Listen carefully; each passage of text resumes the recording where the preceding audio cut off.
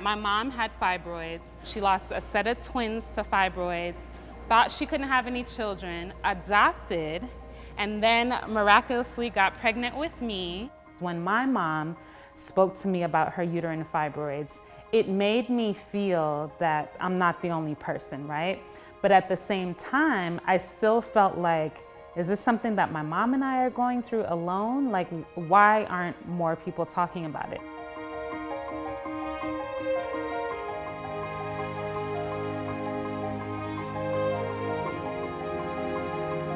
When I got diagnosed, it was after years of dealing with it. It was after multiple blood transfusions, and it was 6 months after I got married. I said to myself, okay, maybe now is the time that, what are these fibroids? Let's see what they're talking about.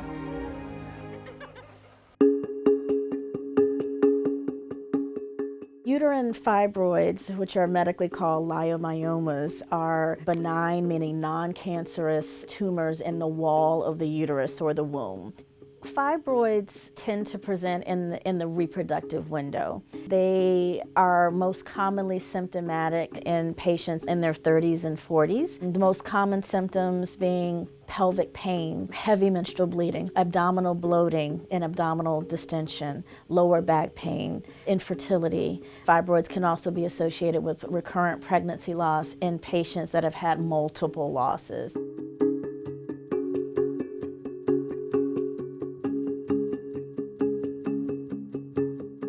There are some racial disparities. One of the studies that I did looking at a young cohort of individuals with the uterus who were between the ages of 21 and 30, we found that about 26% of women from African descent had fibroids, even though they didn't have symptoms from them. They had fibroids present on ultrasound, whereas only about 7%, 6 to 7% of women of European descent were found to have fibroids.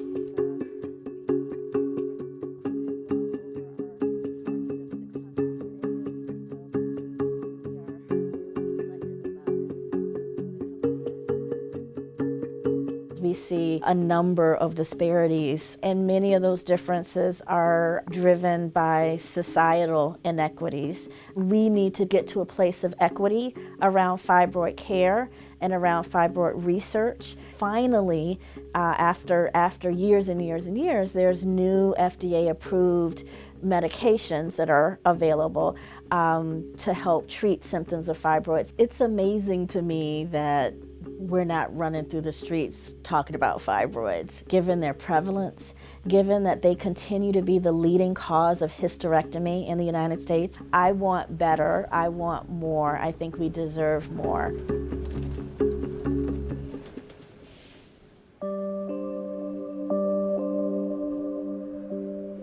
My very first appointment, the doctor told me that my husband and I should think about surrogacy because I needed to have a hysterectomy. Because the way uterine fibroids were in my body and in my uterus, there was no way that being a mother traditional way was gonna be for me. To have him say to me that that was my option was completely devastating. I know I'm not the only woman who hears that type of diagnosis, and I just knew that that could not be the end of it.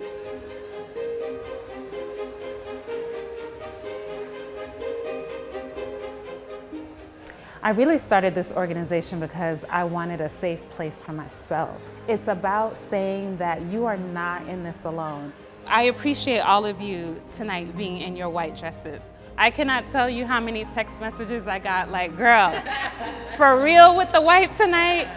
But it's not because we feel comfortable, but it's because we know that it's a symbol. It's a symbol of hope. When you think about, I can never wear white, I just have to have black in my closet. For women with symptomatic fibroids, it resonates with them. Tonight is about making sure that as women, we remember the community and the sisterhood that we have and that we can build together. I've been on my fertility journey for 4 years now.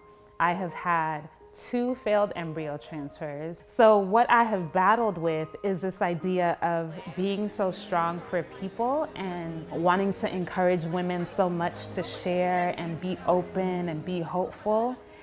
And sometimes feeling like that's not there for me, right? Because I think when you are this advocate, you have to be that person and you have to be encouraging.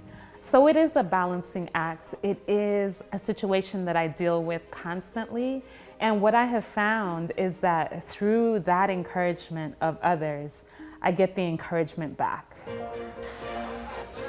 We have to really change the script around fibroids. I've talked to so many patients over the years who just feel like, well, this is just what it means to be a woman. This is just what I have to deal with. And it's just like, no, we have a higher bar than that. When I think about my voice, and every time I share my story, I tremble and my voice shakes. But when I think about getting through it, I think about how I've just encouraged somebody else.